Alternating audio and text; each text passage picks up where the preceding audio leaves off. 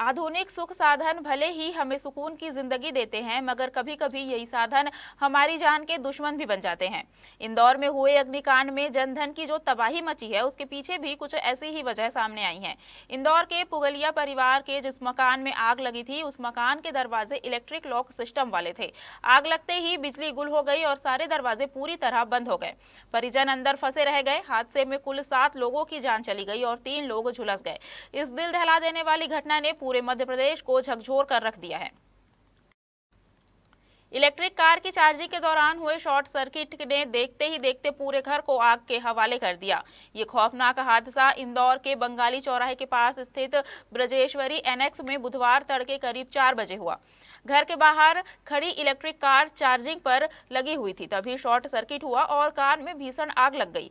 आग इतनी तेजी से फैली कि कुछ ही मिनटों में उसने पूरे घर को अपनी चपेट में ले लिया। हालात उस वक्त और भी भयावह हो गए जब घर के अंदर रखा गैस सिलेंडर ब्लास्ट हो गया। जोरदार धमाके से पूरा इलाका दहल उठा और घर के अंदर सो रहे लोगों को संभालने का मौका तक नहीं मिला। इसके बाद एसी और फ्रिज के कंप्रेसर में भी ब्लास्ट हुआ, जिससे आग और भड़क गई। बताया जा रहा है कि घर में पारिवारिक कार्यक्रम चल रहा था, जिसके चलते कई रिश्तेदार भी मौजूद थे और यही वजह रही कि जनहानि का आंकड़ा बढ़ गया। इस दर्दनाक हादसे में अब तक 7 लोगों की मौत की पुष्टि हो चुकी है, जबकि कुछ लोग किसी तरह अपनी जान बचाने में कामयाब रहे। फिलहाल पुलिस पूरे मामले की जांच कर रही है। शुरुआती जांच में शॉर्ट सर्किट को ही हादसे की मुख्य वजह माना जा रहा है। घटना की सूचना मिलते ही कलेक्टर शिवम वर्मा, महापौर पुष्पमित्र भार्गव, मंत्री तुलसी सिलावट और मंत्री कैलाश विजयवर्गीय ने मौके पर पहुंचकर हालात का जायजा लिया। अधिकारियों के मुताबिक फायर ब्रिगेड का रिस्पांस टाइम तो बेहतर रहा, लेकिन घर में लगे इलेक्ट्रिक लॉक सिस्टम ने राहत कार्य में बड़ी बाधा खड़ी कर दी। दरअसल इलेक्ट्रिक लॉक के चलते सभी गेट अपने आप लॉक हो गए, जिसकी वजह से कई लोग समय रहते घर के बाहर नहीं निकल सके और यही इस हादसे की सबसे बड़ी वजह बन गई। वहीं सभी मृतकों की अर्थियां एक साथ निकली और तिलक नगर मुक्तिधाम में एक साथ अंतिम संस्कार भी हुआ। इंदौर से अंकित खरे के साथ इंद्रचंद जैन की रिपोर्ट। देखिए, बहुत दुखद और दुर्भाग्यपूर्ण घटना है।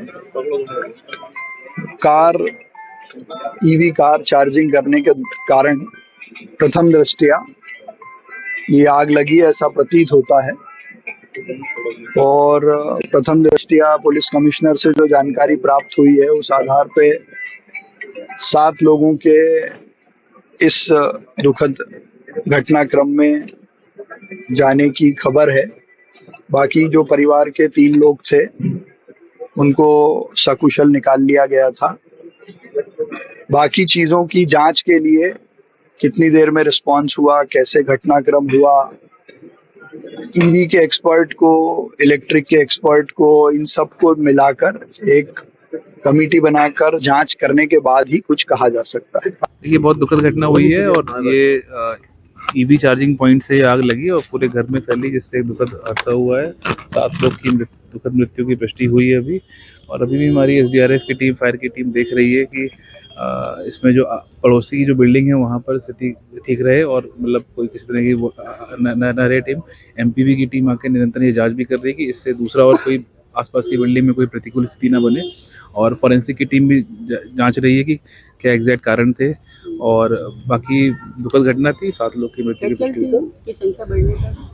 अभी 7 लोग की मृत्यु की पुष्टि हुई है, 7 लोग का दुखद देहांत हुआ है इसमें, और बाकी हमारी जो फॉरेंसिक की टीम वो काम भी कर रही है। चल रहा था रेस्क्यू ऑपरेशन, फायर को कंट्रोल करने का, आगे उसको जो भी चीज़ें थी उसको थॉरोली एग्जामिन करने का।